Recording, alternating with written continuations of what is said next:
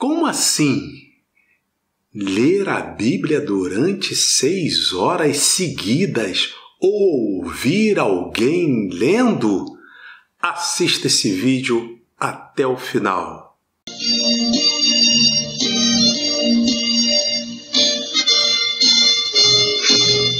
Eu sou o pastor Israel Silva, sou pastor, sou teólogo, sou economista e, sobretudo, sou servo de Deus, do Deus Altíssimo.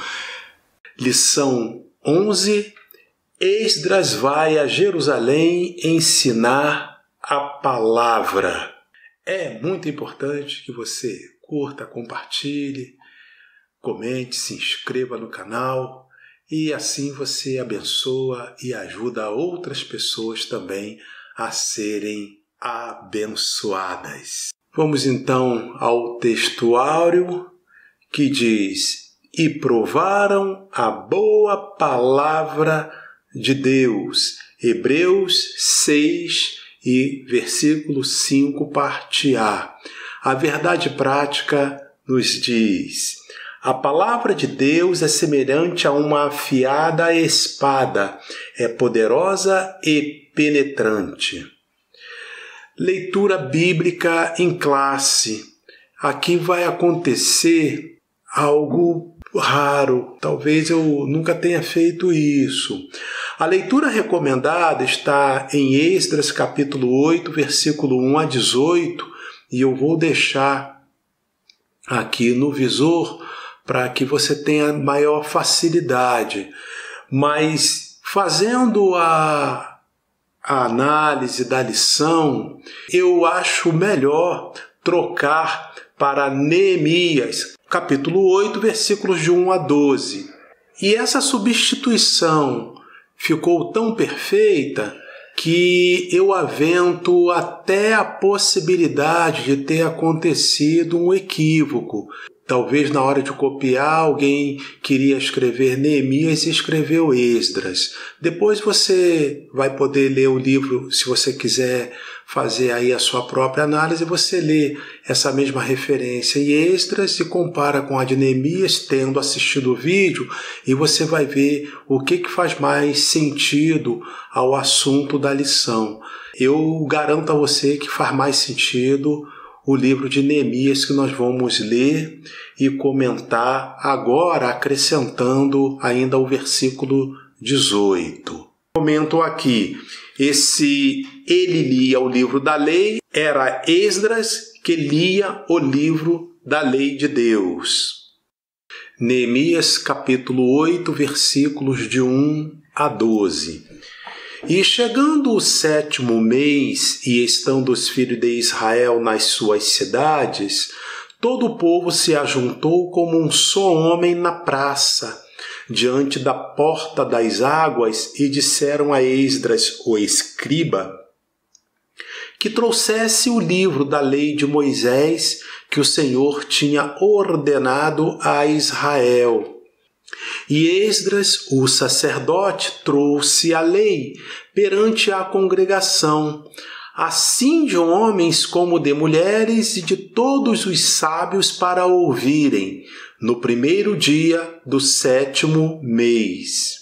E leu nela diante da praça que está diante da porta das águas, desde a alva até ao meio-dia, perante homens e mulheres e sábios, e os ouvidos de todo o povo estavam atentos ao livro da lei.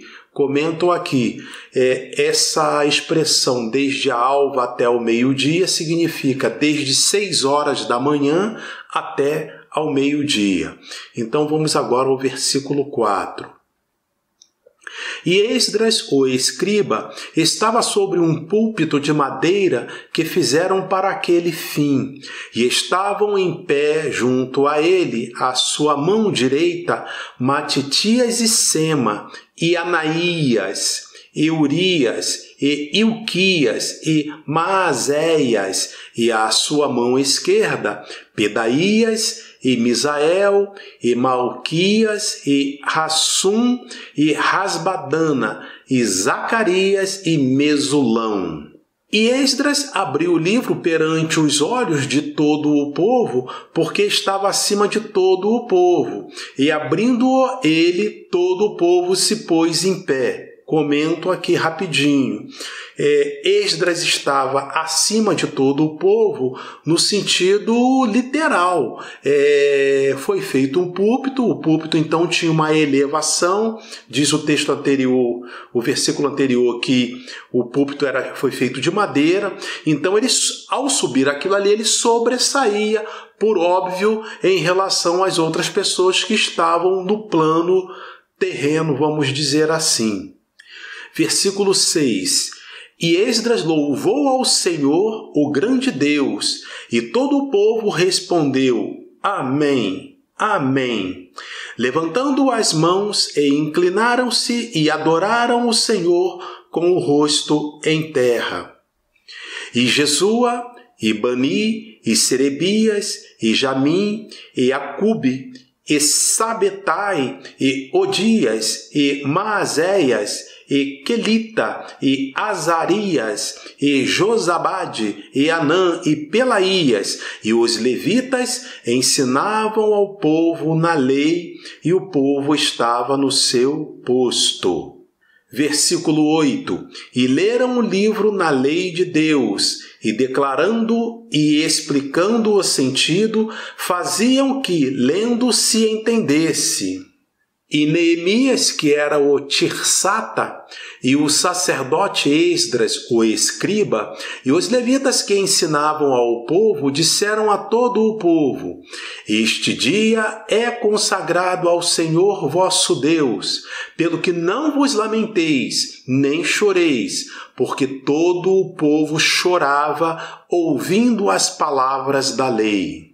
Disse-lhes mais: Ide e comei as gorduras, e bebei as doçuras, e enviai porções aos que não têm nada preparado para si, porque esse dia é consagrado ao nosso Senhor. Portanto, não vos entristeçais, porque a alegria do Senhor é a vossa força. E os levitas fizeram calar todo o povo, dizendo: Calai-vos, porque este dia é santo, por isso não vos entristeçais. Então todo o povo se foi a comer e a beber e a enviar porções e a fazer grandes festas, porque entenderam as palavras que lhes fizeram saber.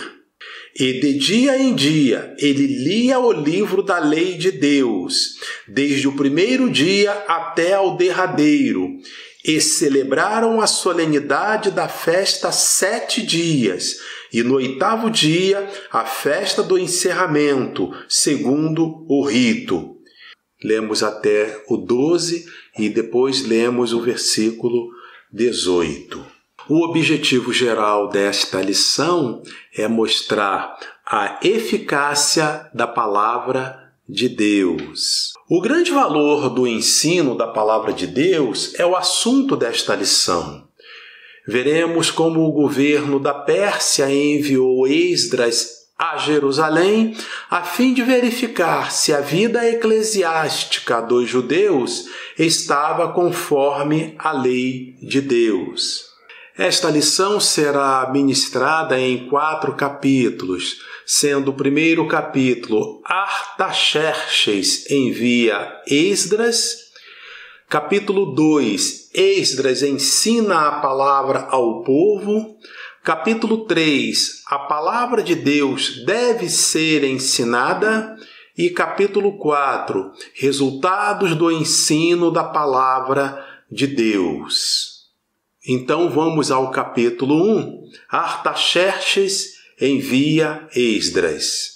Esse Artaxerxes era o rei da Pérsia nesse momento, era o império que venceu a Babilônia e na sequência Artaxerxes, quando chega nesse tempo aqui, ele vira o rei. Possivelmente é o mesmo Artaxerxes do livro de Ester. Quando o reino da Pérsia derrotou Babilônia, os judeus que viviam naquele lugar passaram automaticamente ao domínio do governo persa. Os judeus puderam logo constatar que os persas eram mais brandos do que os babilônicos.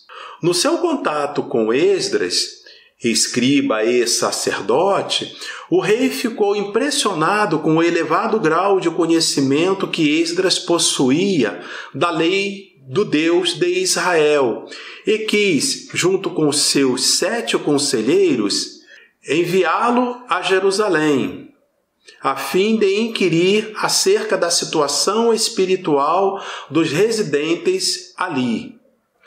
O rei enviou com Esdras uma carta escrita em aramaico que está registrada no capítulo 7 do livro de Esdras. Por meio desta carta, o rei decretou 6 autorizações. A primeira autorização: a qualquer judeu que assim desejasse poderia acompanhar Esdras a Jerusalém. A de número 2: os que fossem a Jerusalém poderiam levar consigo ouro e prata voluntariamente dados pelo rei e seus conselheiros, ou dados como oferta voluntárias do povo. Número 3: os vasos sagrados que ainda estavam na Babilônia seriam restituídos. Número 4: qualquer despesa seria paga pelo tesouro do rei. Número 5: não seriam impostos aos servidores do templo direitos, tributos e rendas. E a 6ª autorização: Esdras poderia nomear regentes e juízes para que a vida eclesiástica viesse a funcionar conforme a lei de Deus. Esdras louvou a Deus que tinha iluminado o rei a fazer tudo isto, estendendo-lhe a beneficência perante o rei. Ou seja, não é para menos, né? O povo que era dominador, até ouro, ele permitiu, além, claro, dos objetos sagrados que tinham peças também de ouro, ele permitiu que tudo isso acompanhasse os judeus. Um verdadeiro milagre da parte de Deus. Mas foi assim que aconteceu e é assim que está registrado nas Escrituras. A síntese do tópico 1 é que Artaxerxes envia Esdras a Jerusalém, onde o líder escriba e sacerdotal tem o objetivo de ensinar a lei de Deus ao povo. Capítulo 2. Esdras ensina a palavra ao povo. Conforme a ordem do rei Artaxerxes, Esdras viajou para Jerusalém acompanhado de um grupo de judeus, alguns eminentes líderes do povo. Recusando a escolta militar oferecida pelo rei para garantir-lhes a segurança durante a viagem, Esdras e seus companheiros preferiram confiar na segurança de Deus. Assim sendo, jejuaram e oraram para que tivessem uma boa viagem. E Deus os ouviu e os guardou durante todo o trajeto. Assim chegaram em paz a Jerusalém, onde ofereceram holocaustos a Deus. Quando Esdras chegou a Jerusalém, encontrou Neemias, o qual vinha sendo o líder espiritual dos judeus em Judá. Posto a par da situação, Neemias uniu-se a Esdras na tarefa para a qual este havia sido enviado. Vale um comentário aqui que vai ajudar possivelmente você a entender melhor essa questão. O povo estava cativo na Babilônia. A Babilônia foi vencida pelos persas. A primeira geração que estava ali nos dias do rei Ciro, que comandou a retomada da Babilônia, que era dos herdeiros do neto de Nabucodonosor, aquele do sonho lá que Daniel interpretou, Meseter Tequel e Parsim. Pois é, quando Ciro tomou a Babilônia, ele praticamente de imediato libertou os judeus que estavam cativos para ir para Jerusalém com o intuito de reconstruírem o templo. Bom, essa primeira geração foi liderada pelo governador Zorobabel. Esta obra começou e foi interrompida ali pelas intrigas que foram feitas e acabaram surtindo o efeito. A obra foi interrompida e ficou parada durante 15 anos. Tempos depois, foi autorizada que a obra fosse retomada e então ainda Zorobabel, mas agora com a ajuda do sumo sacerdote Josué, que é bom lembrar, não tem nada a ver com aquele Josué filho de Num, aquele Josué do sucessor de Moisés. É outro Josué, são meramente homônimos. E também ajudado no sentido espiritual, principalmente, pelos profetas Zacarias e Ageu, que escrevem livros na Bíblia. Muito bem. O templo, então, foi construído. Passando um total aí de cerca de 80 anos, vai uma terceira geração lá do reino persa, da antiga Babilônia, uma terceira geração agora liderada por Neemias. E essa geração vai com a finalidade de reconstruir os muros em volta de Jerusalém, os muros e as portas que haviam de acesso à cidade.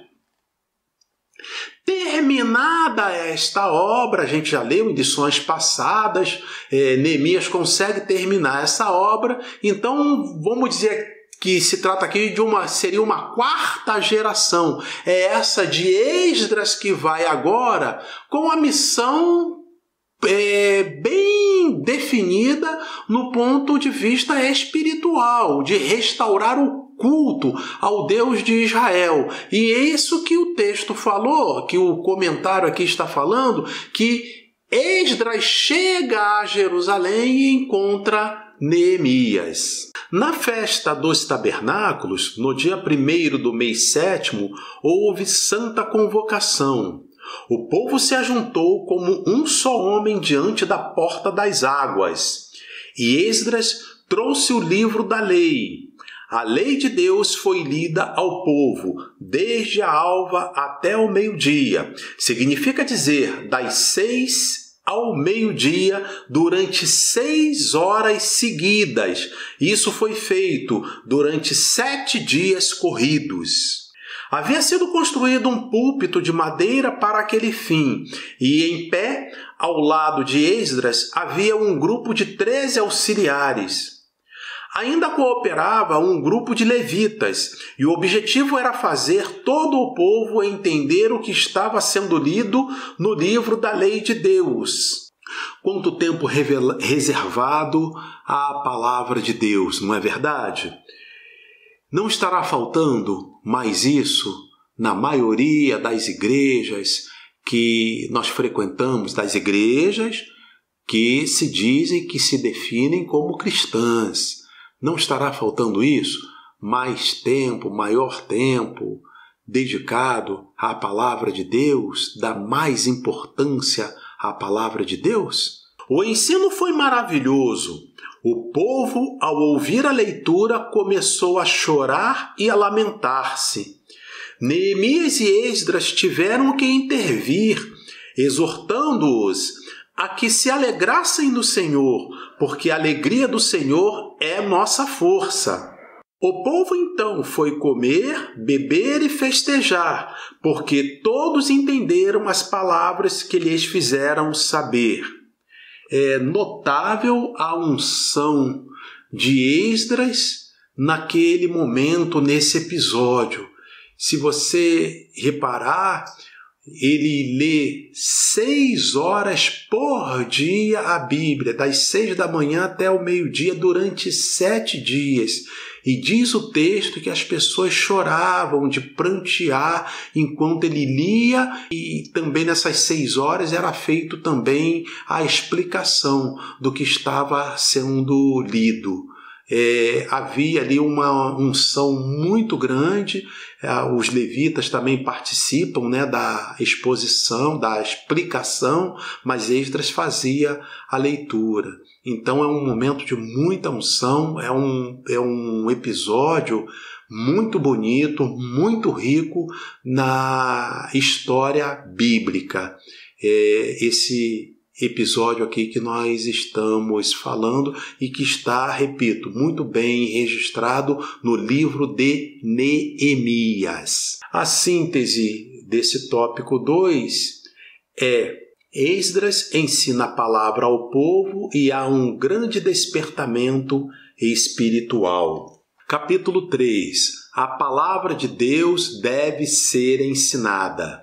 Deus ordenou que a sua palavra fosse ensinada a todo o povo, de 7 em 7 anos. Além da leitura da lei de Moisés, que se fazia a cada sábado, os escritos e os profetas deviam ser lidos e explicados ao povo, em convocação solene a cada 7 anos. Então, como eram chamadas as porções bíblicas? A lei ou lei de Moisés, conforme a situação, se refere ao Pentateuco: Gênesis, Êxodo, Levítico, Números e Deuteronômio. E até na introdução bíblica a gente estuda, né, pelo menos esses 5 aqui, os nomes de Jesus na Bíblia.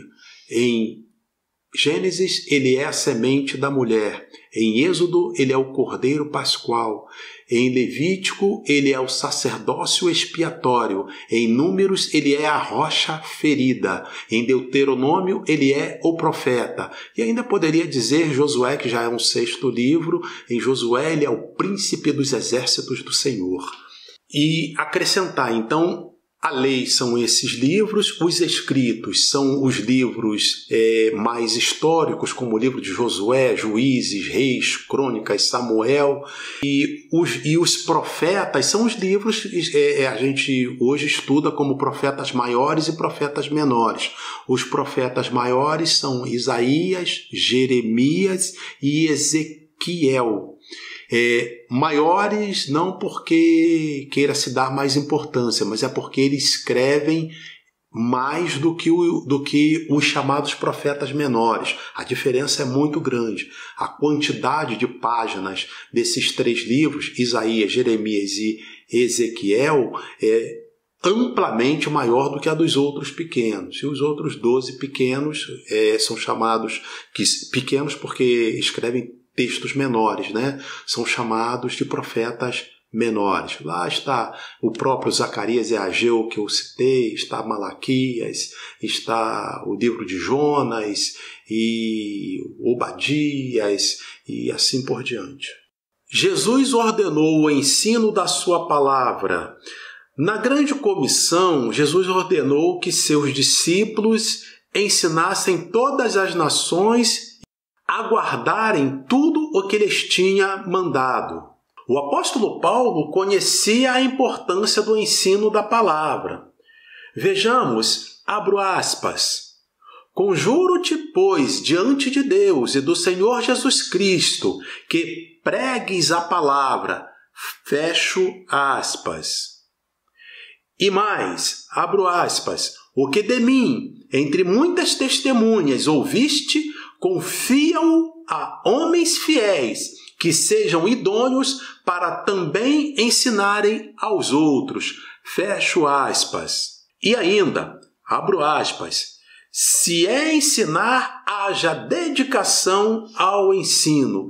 Fecho aspas. A síntese do tópico 3 é: a palavra de Deus deve ser ensinada porque é ordenança de Deus, ratificada por Jesus e confirmada pelos apóstolos.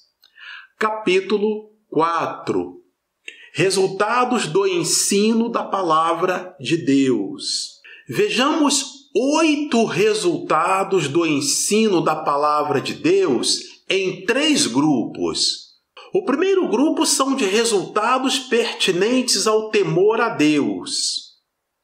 Número 1. Deus falou: ajunta-me o povo e os farei ouvir a minha palavra, para que me temam todos os dias que na terra viverem. Guarda os mandamentos do Senhor para o temor. Número 2. Pelo temor a Deus, o crente se aparta do mal, se desvia do mal e aborrece o mau caminho. Ou seja, ele foge do mau caminho. Como resultado, número 3, como resultado do ensino da lei nos dias de Esdras, o povo confessou os seus pecados, apartou-se de deuses estranhos, adorou ao Senhor seu Deus e com ele fez firme concerto. A palavra de Deus é o poder de Deus. A partir daqui, o segundo grupo, ele é pertinente a normas espirituais nos crentes. Essas normas dão forma às manifestações da nova vida naquele que se converte, naquele que, pela operação do Espírito de Deus, passa a andar nos estatutos de Deus. Vejamos algumas destas manifestações da nova vida. Número 4. O crente é honesto a toda prova. Número 5. O crente jamais mente. O crente tem o testemunho de sua consciência no Espírito Santo de que não mentiu. Jesus disse: seja, porém, o vosso falar sim, sim, não, não, porque o que passa disso é de procedência maligna. Amados, a mentira é a única coisa que a Bíblia ensina que foi criada pelo diabo. Por isso, o diabo é o pai da mentira. A mentira é ruim nas famílias, a mentira é ruim na sociedade, a mentira é ruim nos trabalhos e no meio dos que se dizem irmãos, a mentira é desastrosa.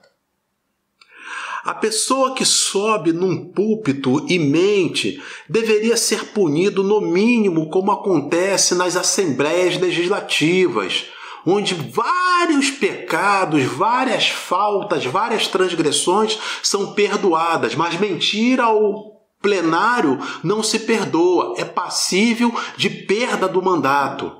Quem fala do púlpito fala para a igreja do Senhor, e a igreja é o corpo de Cristo. Portanto, nesse caso, o infrator mente diretamente ao Deus que ele deveria respeitar, deveria temer e a quem ele diz que serve. Mas cuidado, Deus não se deixa escarnecer. O que o homem semear, isso também ceifará. E número 6. O crente jamais se apodera de alguma coisa que não seja dele. Aquele que furtava, não furte mais. Zaqueu, depois de salvo, queria restituir aquilo que havia defraudado. Pegar dinheiro emprestado e não pagar, amado, já é ruim até ter que falar nisso. Mas isso não deveria existir entre aqueles que se dizem irmãos. Hoje em dia a gente já está praticamente deixando de usar cheque. Imagine cheque sem fundo. Isso não deveria nem a gente ser necessário falar nisso, mas pelo Espírito eu sinto que ainda se deve falar. E é um momento que eu desejo que assim como as leituras feitas por Esdras e explicadas detalhadamente pelos levitas naquele dia, eu espero que essa palavra ajude a você que já é da fé a ser consolado, a ser exortado e edificado para a honra e glória do nome do Senhor e Salvador Jesus Cristo. Mas importante para esse, fundamental, é que a pessoa que fazia algo de errado deixe de fazer. Eu tenho falado para algumas pessoas o seguinte: a história é feita por situações, a história de cada um, a sua história e a minha história, é feita por situações e decisões que tomamos diante de cada situação. E quando nós nos julgamos, nós nos juntamos, nós que somos nascidos de Cristo, nós formamos a igreja e ao longo do tempo fazemos a história da igreja. A história da igreja que chega até nossos dias e a história da igreja que estamos escrevendo se baseia fundamentalmente disso, situações e decisões que tomamos diante de cada situação. Isso pode ser válido até para falarmos aí de doutrina da salvação, poderíamos colocar diante disso. E, amados, é muita responsabilidade. Você tem, eu tenho, o ser humano tem 80 bilhões de neurônios. Só o ser humano tem isso. Só você, só eu, só o ser humano foi feito imagem e semelhança de Deus. É muita responsabilidade. Nós, diante de cada situação, temos decisões a tomar e precisamos tomar, e que o Espírito Santo atue em você, que te ajude mais nisso, que você possa ser melhor nisso, que eu também possa ser melhor nisso, a tomar melhores decisões em cada situação. Número 7. O crente vive uma vida moral que é exemplo de pureza. Abro aspas. A prostituição e toda a impureza nem ainda se nomeie entre vós. Fecho aspas. É fácil encontrar homens e mulheres que se sentem com chamada para pastor e pastoras, que também a gente já encontra em nossos dias.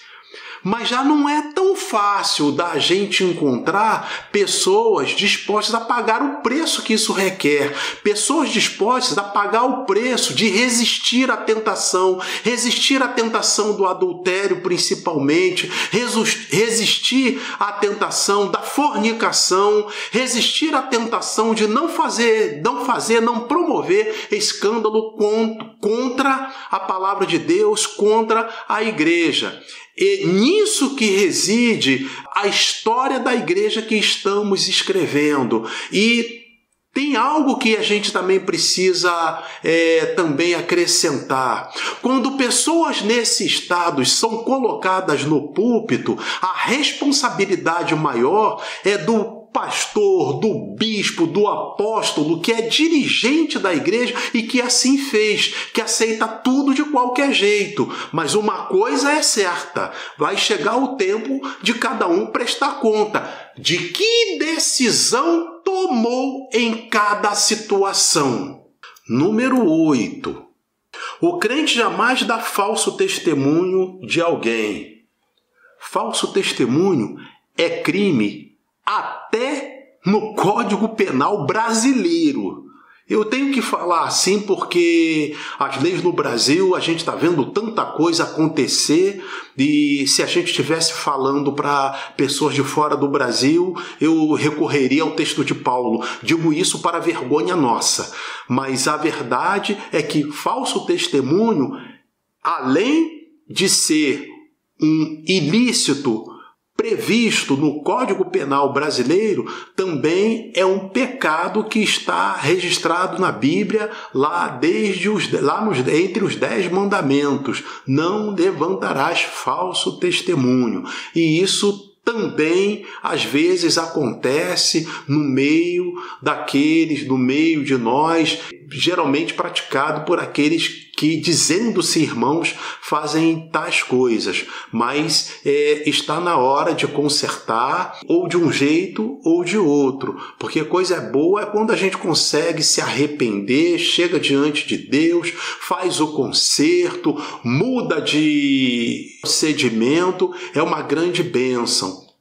A gente tem visto muita gente orando pelo país, isso é muito bom. Todos devem orar. Quem está em Cristo, quem não está em Cristo, ora ao Deus, Criador dos céus e da terra, o Deus Pai do nosso Senhor Jesus Cristo. Mas só que às vezes, para isso, recitam segundo Crônicas 7,14, mas não recitam o versículo todo. Diz apenas, olha, se o meu povo que se chama pelo meu nome orar. Pois é, mas o texto todo, ele tem mais coisa. Se o meu povo, aí, antes de mais nada, você tem que se tornar povo de Deus, você tem que ingressar. Você tem que passar a fazer parte do povo de Deus. Eu já disse, no Antigo Testamento era o povo judeu, mas hoje é a igreja do Senhor. Então, o primeiro ponto o texto fala, se meu povo, que se chama pelo meu nome, se humilhar e orar e se desviar dos seus maus caminhos, eu ouvirei a sua prece e sararei a sua terra. Então as bênçãos do Senhor são prometidas desta forma. Vamos todos orar. Que bom, é melhor orar do que não orar. Mas para ter o pacote completo para colocar diante de Deus, e Deus gosta disso. Senhor, eu te oro porque a sua palavra diz que é assim, assim, assado. Deus gosta disso, ele não se sente ofendido, não. Isso aí é coisa de pessoa humana que às vezes é a soberba, né? Como está querendo me confrontar? Não, quando é a palavra de Deus, pode orar e colocar. Senhor, está escrito na tua palavra. O Senhor é meu pastor e nada me faltará. Pois é, Senhor, o Senhor tem sido o meu pastor. O Senhor é o meu Deus, é o meu único Deus. Eu só confio no Senhor. Senhor, eu estou no aperto aqui. Como é que vai ser esse negócio? E as coisas começam a funcionar, começam a fazer sentido, porque Deus honra a sua palavra. Ele falou para o profeta Jeremias, está registrado no livro do profeta Jeremias, eu, diz o Senhor, zelo pela minha palavra para a cumprir. O terceiro grupo é pertinente ao conhecimento. A igreja de Corinto foi enriquecida porque, pelo ensino da palavra de Deus, havia recebido conhecimento. Consideremos então, agora o número 9, o conhecimento consolida a força, porque pelo conhecimento podemos saber o que nos é dado gratuitamente por Deus. Pelo conhecimento da verdade podemos alcançar plena libertação. Pelo conhecimento podemos saber que Deus quer que todos os homens venham ao conhecimento da verdade. E agora 10. Pelo conhecimento podemos saber como agradar a Deus. Agradar a Deus não é resultado da nossa própria força, mas o próprio Deus nos dá graça para agradá-lo. A síntese desse tópico 4 é: o ensino da palavra de Deus gera temor, estabelece normas espirituais nos crentes e dá conhecimento. Concluindo, em tempo de fake news, quando sabemos de alguma notícia, o primeiro item de análise deve ser perguntar-se qual é a fonte. Quem afirmou isso? Quem foi que disse? E dependendo da resposta, é comum alguém exclamar: se foi fulano ou fulana, quem disse deve ser verdade. Mas também, em outros casos, ouvimos: se foi outro fulano ou outra fulana, é melhor botar o pé no freio, porque possivelmente pode ser algo diferente do que está sendo dito, ou seja, esse outro fulano ou outra fulana que não tem credibilidade no que fala. Amados, eu fico me perguntando, como é possível um líder, de novo, pastor, bispo, apóstolo, numa assembleia de membros, mentir para a assembleia, depois ser confrontado, insistir na mentira, tentando fazer da mentira uma verdade, até ser desmascarado pela justiça dos homens, ser envergonhado desta forma. Envergonhado se aplica a esse caso? Nem sei. Deus não mudou. Repita comigo. Jesus Cristo é o mesmo ontem, hoje e eternamente. Amém. Se você assistiu até aqui, eu espero que você tenha sido abençoado e abençoada. Deus abençoe você, mas eu espero também que você comente, curte, compartilhe, que você se inscreva no canal e Deus abençoe a você e sua casa em nome de Jesus. Amém.